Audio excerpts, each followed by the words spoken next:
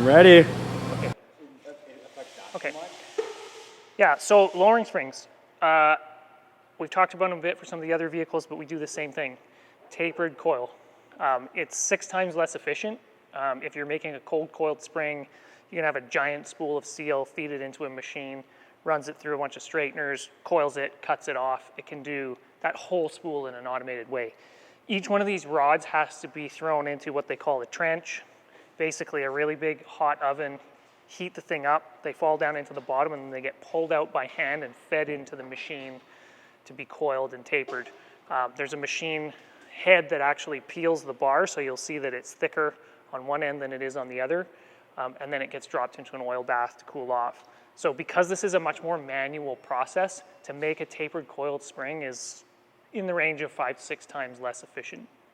It does produce really, really good ride quality, which on a road car is what we're looking for, because that initial part of the compression is softer. So this part of the spring is probably coil bound, meaning it's closed up here when it's at ride height. So if you turn the corner and load the suspension up, you'll come into a higher spring rate than stock, less body roll, better transient response when you go from lock to lock. But if you hit a bump or a dip or a pothole and the suspension assembly extends, now you actually go into a lower spring rate than the stock spring rate, which means the stronger damper can control that bound and rebound really efficiently. So you can kind of get the benefit in ride quality of having a softer spring, but without having to go through the trade-off of what happens to your handling and getting the car all wallowy. So that's why we use a tapered coil. We want to see what it does on the SVR. Okay, so we're taking measurements from the ground to the top of the fender on all 4 corners. And the reason that we do this is we want to see how much it's come down on each of the 4 corners. One would assume that it would drop evenly. There are tolerances. Usually about plus minus 2 millimeters is the normal tolerance for a coil spring. And you'll often find, it's something we hear from people when they lower their car, they then go and measure it afterwards and say, oh, well, it's this height in the front, it's this height in the rear.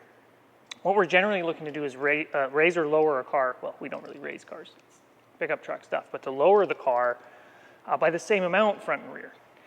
And in order to know that you've done that, you need to know where you started out with. Just sticking this on the arches and assuming that they should all say the same thing doesn't really work out. So we're just grabbing a couple of measurements beforehand just to be sure. And in this case, you have about a 10 millimeter difference from the ground to the top of the fender in the rear to the front. So it's important to know, because if you didn't check that first, you might assume that the rear hadn't come down as much as the front did. So measure it in millimeters.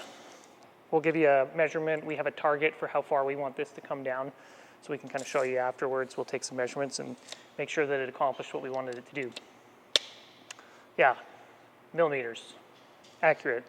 I could probably give it to you in Budweiser's per Freedom Eagle, but I'd have to do the calculations. So we use the metric system, right? Sort of, in Canada.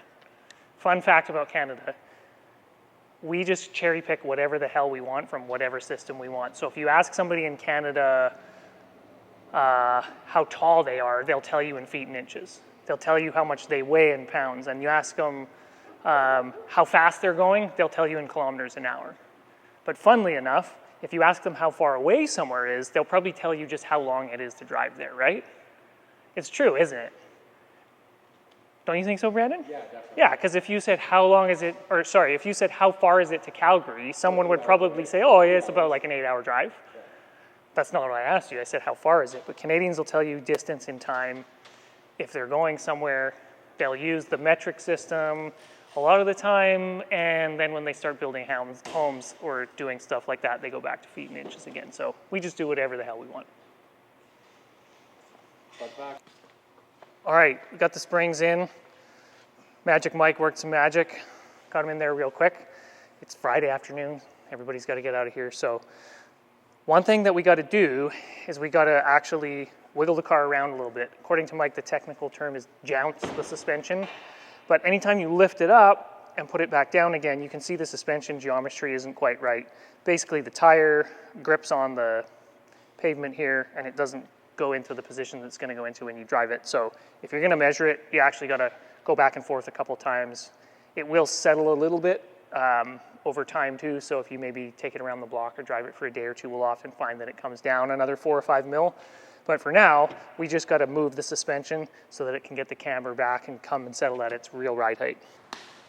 Alrighty, we have got some more prototypes for the F-Pace SVR lowering springs.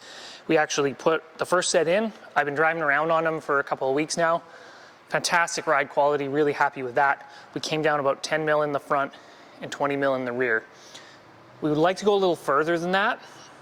And so we've got another set of prototypes here from our supplier to try.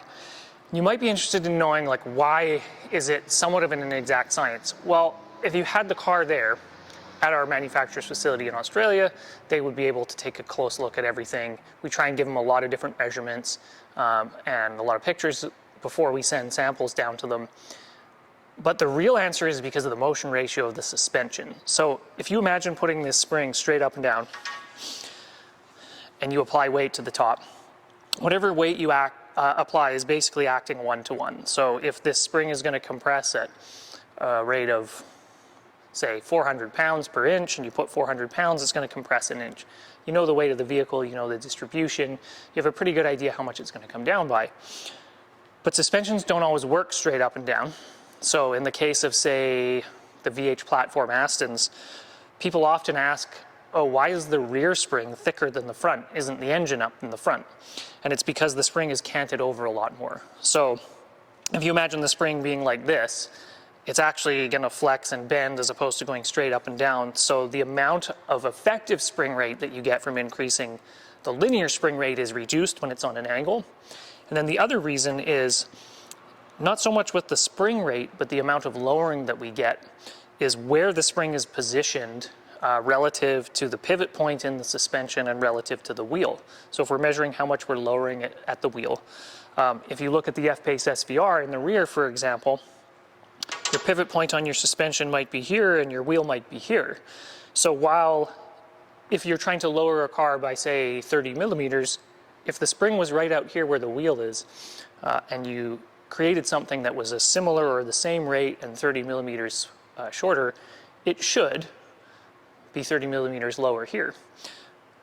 But it's not out at that point, it's actually further inboard. So you're compressing the spring maybe only at 50% relative to the amount of travel on the wheel. So you might be trying to lower it by 40 millimeters out here at the wheel, and because the suspension is compressing like this, you might actually only need to reduce the actual height of the spring by, say, 20 millimeters. So it's a little bit of an inexact science.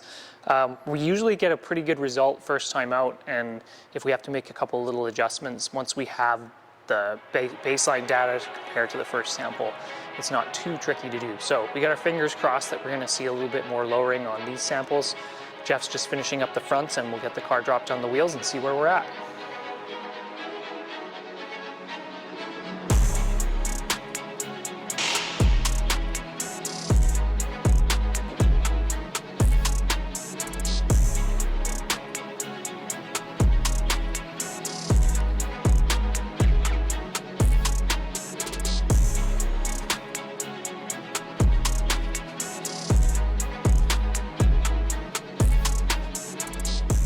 So our first set of samples we put on did lower the car, but not by as much as we felt we wanted. So we went back to the drawing board, took a look at it with them, got a second set, and I gotta say these ones are absolutely perfect. I've been driving the car for about 3 weeks now, put it through its paces, get it in all the different modes, cruising, lean on it a little bit.